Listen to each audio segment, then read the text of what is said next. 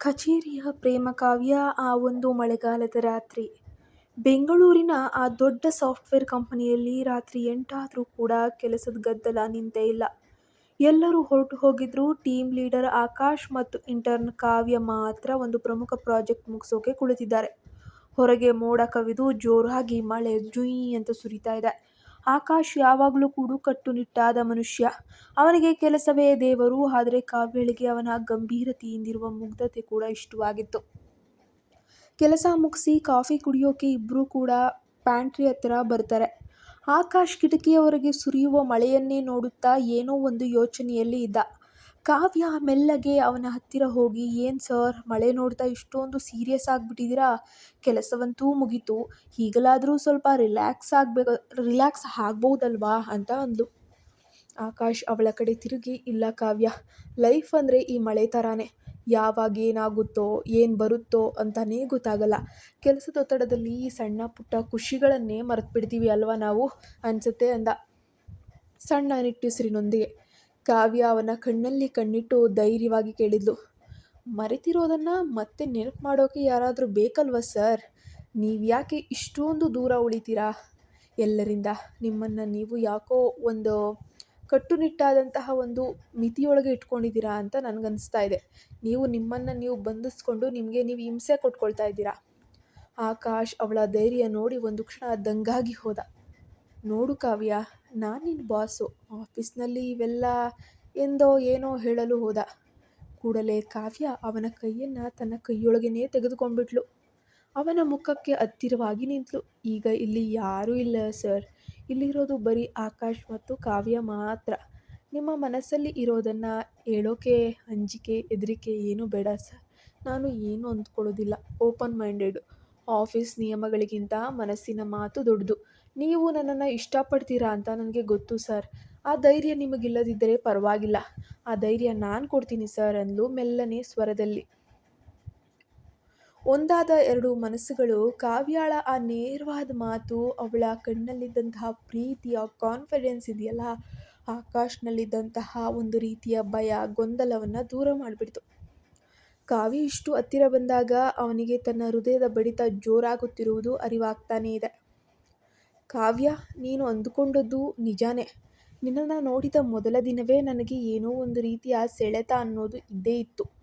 ಆದರೆ ಇಷ್ಟು ಧೈರ್ಯವಾಗಿ ಒಪ್ಕೊಳ್ಳೋಕೆ ನನಗೆ ಒಂದು ರೀತಿಯ ಸಂಕೋಚ ಇತ್ತು" ಅಂದ ಆಕಾಶ್.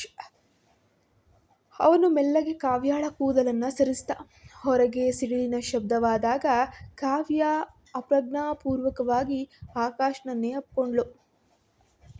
ಆಕಾಶ್ ಅವಳನ್ನು ಬಿಗಿಯಾಗಿ ಹಿಡಿದು ಅವಳ ಹಣೆಯ ಮೇಲೆ ಪ್ರೀತಿಯ ಹೂವು ಮುತ್ತನ್ನಿಟ್ಟಿದ್ದ.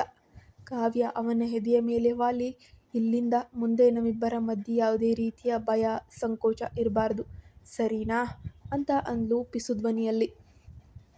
ಮಳೆಯ ತಂಪು ಗಾಳಿ ಬೀಸ್ತಾ ಇದ್ರೆ ಆ ಖಾಲಿ ಆಫೀಸಿನ ಒಂದು ಮೂಲೆಯಲ್ಲಿ ಎರಡು ಹೃದಯಗಳು ಮೊದಲ ಬಾರಿಗೆ ಪರಸ್ಪರ ಪ್ರೀತಿಯ ಬೆಚ್ಚಗಿನ ಅನುಭವವನ್ನು ಪಡಿತಾನೇ ಇದ್ವು. ಹೀಗೆ ದಿನಗಳು ಕಳೀತಾ ಇತ್ತು. ಕಾವ್ಯಾಳ ಇಂಟರ್ನ್ಶಿಪ್ ಕೂಡ ಇನ್ನೇನು ಮುಗದೆ ಹೋಗುವ ದಿನಗಳು ಹತ್ತಿರ ಬಂದಂತೆ ಆಕಾಶ್ನಲ್ಲಿ ಒಂದು ರೀತಿಯ ಆತಂಕ, ಭಯ, ಏನೋ ಕಳೆದುಕೊಂಡಂತಹ ಭಾವನೆ ಶುರುವಾಗಿತ್ತು. ಕಚೇರಿಯ ನಾಲ್ಕು ಗೋಡೆಗಳ ನಡುವೆ ಪ್ರೀತಿಯನ್ನು ಬಚ್ಚಿಡುವುದು ಅವರಿಗೆ ಸವಾಲೇ ಆಗಿತ್ತು. ಅಂದು ಕಾವ್ಯಾಳ ಇಂಟರ್ನ್ಶಿಪ್ನ ಕೊನೆಯ ದಿನ. ಆಫೀಸ್ ಮುಗಿಸಿ ಹೊರಬರುವಾಗ ಎಂದಿನಂತೆ ಮಳೆ ಶುರುವಾಗಿ ಹೋಗಿತ್ತು. ಆದರೆ ಅಂದು ಆ ಮಳೆಯಲ್ಲಿ ಭಯವಿರಲಿಲ್ಲ. ಬದಲಾಗಿ ಒಂದು ನಿಶ್ಚಿತತೆ ಇತ್ತು. ಇಬ್ಬರು ಅದೇ ಹಳೆಯ ಕಾಫಿ ಶಾಪ್ನಲ್ಲಿ ಭೇಟಿಯಾಗ್ತಾರೆ. ಆಕಾಶ್ ಮಾತು ಶುರು ಮಾಡಿದ, "ಕಾವ್ಯ, ಇಷ್ಟು ದಿನ ನೀನು ನನ್ನ ಪಕ್ಕದಲ್ಲೇ ಇದ್ದೆ. ನಾಳೆಯಿಂದ ಆಫೀಸ್ನಲ್ಲಿ ನಿನ್ನ ಸೀಟು ಖಾಲಿ ಇರುತ್ತೆ ಅಂತ ಯೋಚಿಸಿದ್ರೇ ಮನಸ್ಸಿಗೆ ಒಂಥರ ಬೇಜಾರು, ಸಂಕಟ ಆಗ್ತಾ ಇದೆ. ನಮ್ಮ ಪ್ರೀತಿ ಈಗ ಯಾವ ಹಂತಕ್ಕೆ ತಲುಪುತ್ತೆ?" ಕಾವ್ಯ ಅವನ ಕೈಯನ್ನು ಮೃದುವಾಗಿ ಒತ್ತಿ ಹಿಡಿದು ಹೇಳಿದ್ಲು, "ಆಕಾಶ್, ನಾವು ಇಲ್ಲಿವರೆಗೆ ಈ ಕಚೇರಿಯ ನಿಯಮಗಳಿಗೆ ಗೌರವ ಕೊಟ್ಟು ನಮ್ಮ ಪ್ರೀತಿನ ನಾವು ಗುಟ್ಟಾಗಿ ಇಟ್ಕೊಂಡು ಇಷ್ಟು ದಿನ ಕಾಪಾಡ್ಕೊ ಬಂದ್ವಿ. ಆದರೆ ಈಗ ನಾನು ಈ ಕಂಪನಿಯ ಉದ್ಯೋಗಿಯೂ ಅಲ್ಲ, ಈಗ ನೀನು ನನ್ನ ಬಾಸೂ ಅಲ್ಲ. ನಾವಿಬ್ಬರ ಸಂಬಂಧಕ್ಕೆ ಈಗ ಯಾವುದೇ ರೀತಿಯ ಅಡೆತಡೆ ಖಂಡಿತ ಇಲ್ಲ. ವೃತ್ತಿ ಜೀವನಕ್ಕೆ ಮತ್ತು ವೈಯಕ್ತಿಕ ಜೀವನ ಎರಡನ್ನ ಸಮತೋಲನ ಮಾಡುವುದು ನಮಗೆ ಗೊತ್ತು. ಆಕಾಶ್ ಅವಳ ಕಣ್ಣಲ್ಲಿ ಕಣ್ಣಿಟ್ಟು, ನಿನ್ನ ಈ ಧೈರ್ಯವೇ ನನಗೆ ಶಕ್ತಿ ಕಾವ್ಯ. ನಿನ್ನ ಮಾತಿನಲ್ಲಿ ನನಗೆ ಸ್ಫೂರ್ತಿ ಸಿಗುತ್ತೆ. ನನ್ನ ಜೀವನದ ಪ್ರತಿ ಪ್ರಾಜೆಕ್ಟ್ನಲ್ಲೂ ನೀನೇ ಲೀಡರ್ ಆಗಿರಬೇಕು ಎಂದು ನಾನು ಬಯಸ್ತೀನಿ. ನನ್ನ ಮನೆಯನ್ನು ಬೆಳಗುವ ಕಾವ್ಯ ನೀನಾಗ್ತೀಯಾ ಅಂತ ಕೇಳುತ್ತಾ ಒಂದು ಪುಟ್ಟ ಉಂಗುರವನ್ನು ಕೂಡ ಅವಳ ಮುಂದೆ ಇಡ್ತಾನೆ. ಆ ಕ್ಷಣ ಕಾವ್ಯಾಳ ಕಣ್ಣುಗಳಿಂದ ಆನಂದ ಬಾಷ್ಪ ಸುರಿದವು. ಹೊರಗೆ ಮಳೆಯ ಆರ್ಭಟ ಕಡಿಮೆಯಾಗಿ ಸುಮಾರಾಗಿ ತಂಪಾದ ಗಾಳಿ ಬೀಸ್ತಾಯಿತ್ತು. ಅದು ಸ್ವರ್ಗವೇ ಸರಿ. ಅವಳು ಮೆಲ್ಲಗೆ ತಲೆ ಆಡಿಸಿ ಆಕಾಶ್ನನ್ನ ಪ್ರೀತಿಯಿಂದ ಅಪ್ಕೊಂಡ್ಳು. ಕೆಲವೇ ತಿಂಗಳುಗಳಲ್ಲಿ ಕಚೇರಿಯ ಆ ಇಂಟರ್ನ್ ಮತ್ತು ಟೀಮ್ ಲೀಡರ್ ತಮ್ಮ ಕುಟುಂಬದವರ ಸಮ್ಮುಖದಲ್ಲಿ ಒಂದಾಗ್ತಾರೆ. ಅದು ಕಚೇರಿಯ ಮಳೆಯಲ್ಲಿ ಮೊಳಕೆಯೊಡೆದಿರುವಂತಹ ಒಂದು ಪ್ರೇಮಕಾವ್ಯ ಇಂದು ಜೀವನದ ಸುಂದರ ವಾಸ್ತವವಾಗಿ ಹೋಗಿತ್ತು.